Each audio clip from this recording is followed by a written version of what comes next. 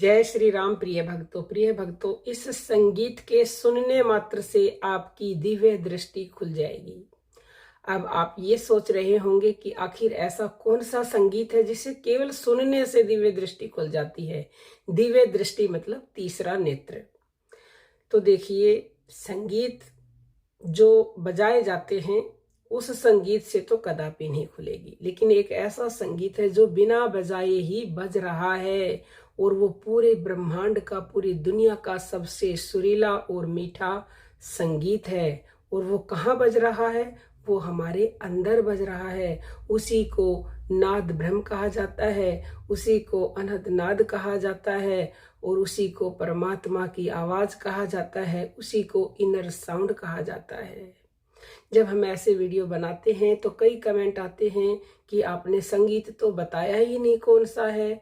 वो बताने का नहीं है, वो सुनने का है। आप अगर साधना करते हैं, नाम जप करते हैं, तो उस अनहद नाद को सुनिए, वो आपके अंदर बज रहा है। उसे सुनते सुनते ही आपकी दिव्य दृष्टि खुल जाती है।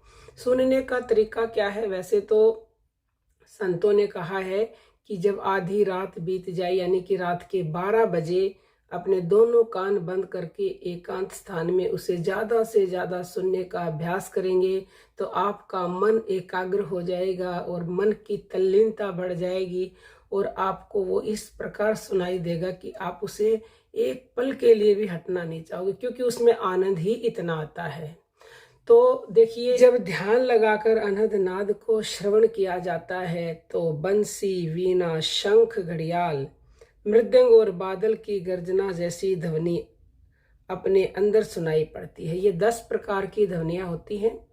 जिसको जैसी ध्वनि सुनाई पड़ती है उसी के ऊपर अपना पूरा ध्यान एकाग्र कर दे, उसी को ध्यान से सुने और उसके आनंद में डूब जाएं।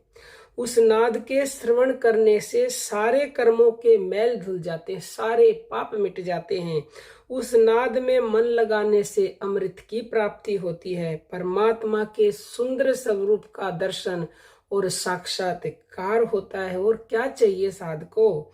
साधक की दिव्य दृष्टि खुल जाती है और उसे सारा ब्रह्मांड दृष्टि गोचर होता है, उसे सब कुछ दिखने लगता है। नाद श्रवण कर साधक ब्रह्मानंद के रस में सराबोर हो जाता है।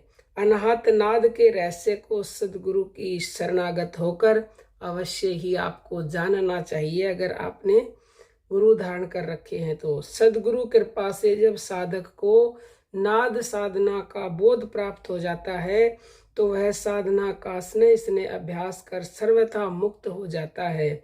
जितेंद्रिय योगी को सर्वदा नाद अनुसंधान के लिए एकांत स्थान पर दृढ़ आसन में बैठकर दृढ़ता पूर्वक नाद श्रवण का अभ्यास करना चाहिए। नाद में जब चित्त विलीन हो जाता है तब साधक संसार की समस्त चिंताओं, वासनाओं एवं आसक्ति से मुक्त होकर इस जीवन में ही परम सुख, परम शांति, परम आनंद, मुक्ति एवं सद्गति की प्राप्ति कर लेता है। और असली मुक्ति वही है जो जीते जी प्राप्त की जाती है। असली आनंद वही है जो जीते जी प्राप्त किया जाता है। तो अगर आप ये अभ्यास प्रतिदिन करेंगे तो निश्चित ही आपको भी वो आनंद मिलेगा, जीते जी मुक्ति मिलेगी और जो आप चाहेंगे वो प्राप्त कर लेंगे। भूत भविष्य वर्तमान देख पाएंगे, ब्रह्मांड के हर रहस्य को आप जान पाएंगे। जानने के बाद आपको वो अनुभव होगा जिसका ये वाणी वर्णन कर नहीं पाएगी। लेकिन प्रिय भक्तों, शुरुआत में अभ्यास करना पड़ेगा, बाद में तो चलते फिरते हर समय वो नाद आपको सुनाई देने लग जाता है, जिस नाद से बढ़कर कुछ भी नहीं है। इसी नाद से आप सब कुछ प्राप्त कर सकते हो। अब हम अपनी वाणी को विराम देते हैं। जय श्री राम। प्रिय भक्तों।